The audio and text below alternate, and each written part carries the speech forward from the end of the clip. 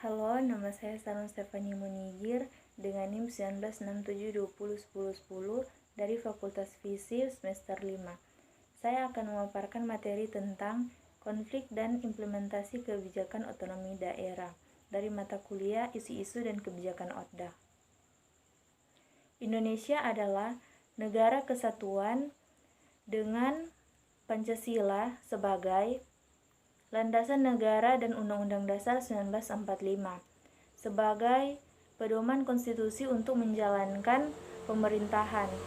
Sejak merdeka tahun 1945, Indonesia telah mengalami pergantian bentuk negara sebanyak 2 kali, yaitu kesatuan berdasarkan Undang-Undang Dasar 1945 dan federasi dalam RIS Republik Indonesia Serikat berdasarkan Undang-Undang RIS tahun 1949 sampai 1950. Sejak tahun 1959 dan masa Orde Baru, Indonesia kembali menganut bentuk kesatuan dengan berlandaskan Pancasila dan Undang-Undang Dasar 1945 sampai saat ini. Bentuk negara kesatuan ini memberikan pengaruh terhadap sistem birokrasi yang digunakan oleh pemerintah Indonesia. Masyarakat di daerah, khususnya di luar Pulau Jawa, menuntut dapat mengatur rumah tangga sendiri, baik yang menyangkut masalah manajemen keuangan maupun pembangunan. Salah satu daerah di Indonesia dikenal dengan sebutan provinsi yang vokal menyuarakan tuntutan ini adalah Aceh. Saat ini bernama Naunggoy Aceh Darussalam. Selanjutnya dikenal dengan sebutan NAT. Konflik yang berlangsung hampir seperempat abad tersebut sulit dicarikan titik temu yang dapat memuaskan kedua belah pihak. NAT dan pemerintah pusat, konflik bukan semakin mencair, malahan tampak makin menggumpal. Tidak heran bila eskalasi dan manifestasi konflik cenderung berkepanjangan dan berpengaruh terhadap bentuk dan isi kebijakan-kebijakan tentang daerah berikutnya.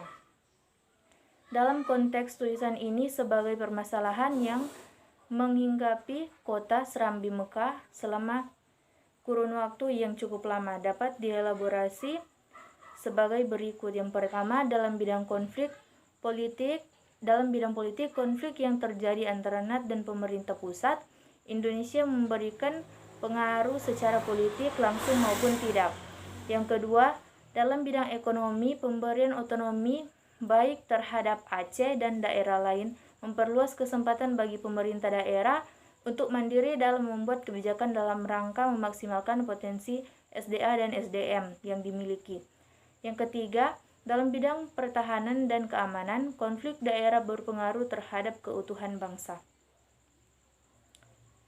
Konflik merupakan gambaran nyata dan tak terhindarkan dalam realitas kehidupan baik individu, masyarakat, negara maupun secara yang terjadi. Sejak kehidupan itu sendiri ada dan sampai saat ini. Konflik dalam pemahaman umum telah memiliki image tersebut sebagai oposit atau lawan dari kerjasama. Konflik yang terjadi dalam cakupan dimensi yang luas, baik waktu, tempat, sasaran maupun konsekuensi, bahkan dalam diri manusia sebagai pribadi atau individu dapat terjadi konflik. Paul Kohn menyatakan bahwa konflik politik dapat dikelompokkan dalam 2 tipe, yaitu konflik negatif atau destruktif dan kedua konflik positif atau konstruktif. Tipe konflik berdasarkan dimensi tempat dibagi menjadi 3, yaitu yang pertama konflik internal dalam suatu negara. Konflik ini memulai dari konflik yang bersifat lokal yang berada dalam suatu wilayah tertentu, sebuah negara di mana sifatnya sempit tidak melibatkan banyak pihak. Yang kedua, konflik eksternal antar negara. Konflik ini melibatkan lebih dari satu negara, umumnya 2 negara di mana biasanya dipengaruhi oleh faktor-faktor pendukung seperti kedekatan geografis, permasalahan sejarah yang tak terselesaikan, bekas koloni.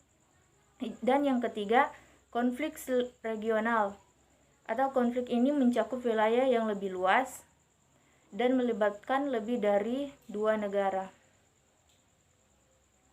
Konflik internal dalam negara merupakan Masalah nasional masing-masing negara di mana upaya penyelesaiannya pun merupakan hak pribadi dari negara tersebut. Namun konflik internal yang telah menyangkut pemerintah pusat dan militer dapat mengundang perhatian di mana tidak terjadi masalah nasional menjadi dan negara lain ikut serta membantu dalam upaya penyelesaian.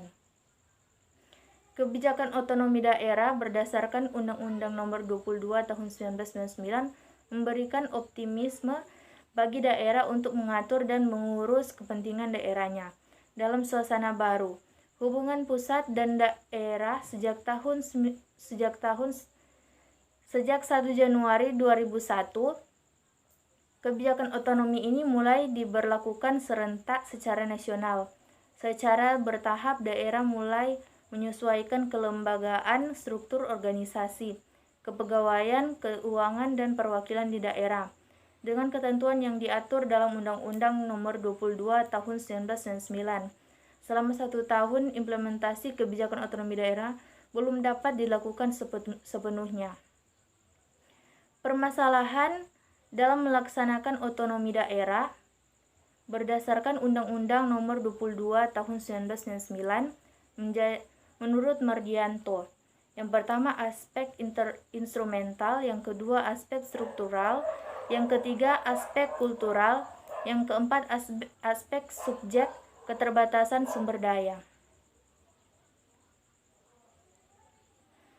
Lebih jauh menurut Mardianto, proses ini membutuhkan waktu di mana tidak dapat terjadi secara serentak, melainkan bertahap. Untuk itu agar pelaksanaan otonomi daerah dapat optimal, paling tidak terdapat 4 persyarat yang harus dipenuhi, yaitu sebagai berikut. Yang pertama, sumber daya manusia yang dapat mendukung diberlakukannya peraturan. Yang kedua, organisasi dan manajemen yang dapat menampung kegiatan pemerintahan dan pembangunan.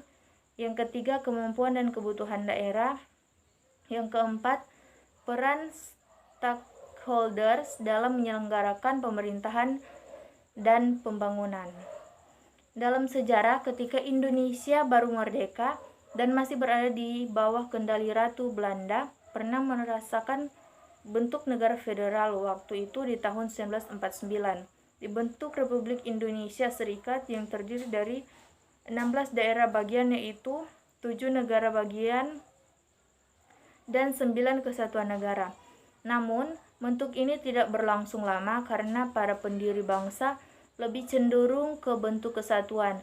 Melihat fakta kondisi Indonesia yang beragam dan masih lemah, sehingga pada tahun 1950 kembali ke bentuk kesatuan. Tahun 1959 diberlakukan kembali Undang-Undang 1945 sebagai Undang-Undang Negara sampai sekarang. Setelah itu, wacana mengenai federalisme tidak terdengar lagi sampai era Orde Baru usai. Meski demikian, isu-isu otonomi dan desentralisasi telah lama ada dan mendapat perhatian para pembuat kebijakan.